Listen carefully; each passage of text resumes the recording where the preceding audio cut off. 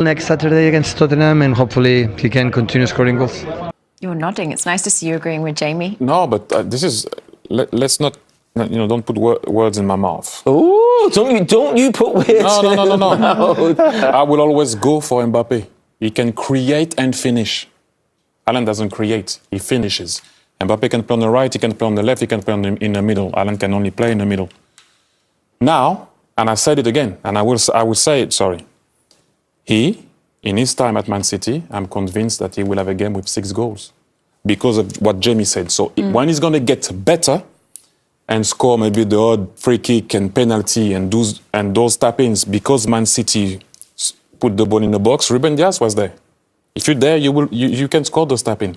He is a magnificent player, and with him, they can win the Champions League. Last year against Real Madrid, if he was at the end of those chances that they missed, they would have gone through because he would have scored 1 or 2. Yeah, now, Mbappe is still my vote. If you were obviously you know Pep Guardiola well, and he's got other players who can do the things you're talking about, what would you be saying to? So you're his coach. Let's say you're an assistant to Pep Guardiola. What would you be saying to Erling Haaland to take his game to another level, or is that just his job in this team? No, it is. But and where I was nodding because you were totally right there. When they're gonna be in Europe against teams that sometimes will have the ball and you would have that space, be careful because he can run. Comparing to other strikers that were maybe less mobile and have that type of game. So now, when you play for Man City, Gundogan scored 16. You know, if you look at De Bruyne, how many did he score last year? 18 to 17? 4 in one game. He could have had 5 at Wolverhampton, if you remember well. And that's only a midfielder. So it's too easy to play for Man City if you're Haaland? Not too easy, because you can't be too easy. That's his that's his job. It's not too easy. That's why I said he will score 6.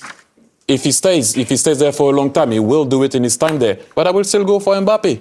I will always go for that. I can create and finish. You don't think, though, that at times people are going to put more attention on him? He's going to be able to hold the ball up and then get assists also? Right, but not he will. Eventually he will. And when he starts adding that more to his game... That will never be his thing, though. Yeah?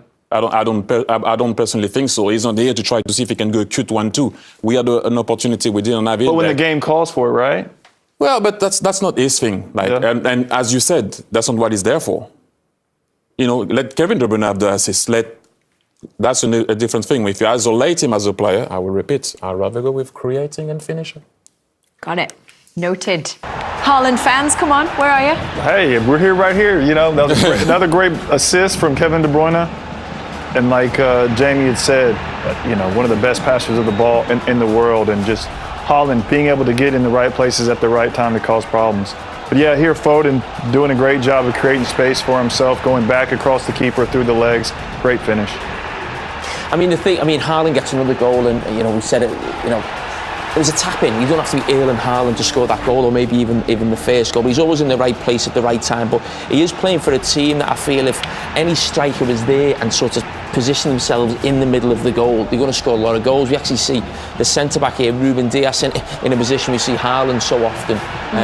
He'd gone off the pitch at that time, so he possibly would have got his hat-trick if he was still on, because that's just the area where he's getting goals in and around the 6-yard box. But because of City are so good at keeping the ball, Haaland doesn't have to get involved in anything else. He almost just positions himself, you know, between the goals, and he's there just to put it in. But there is something when you're watching for Borussia Dortmund, where I think the Bundesliga, it's fair to say, is more of a counter-attacking league. Borussia Dortmund are not Man City, who dominate every single game. So you saw that real burst of pace, power and energy. And we might just see that a little bit less because of how dominant Manchester City are. But he doesn't need to be that. But when it's called upon, he's still got it, because we've seen that in the Premier League. I think first game of the season away at West Ham, and he just bursts through, flies through.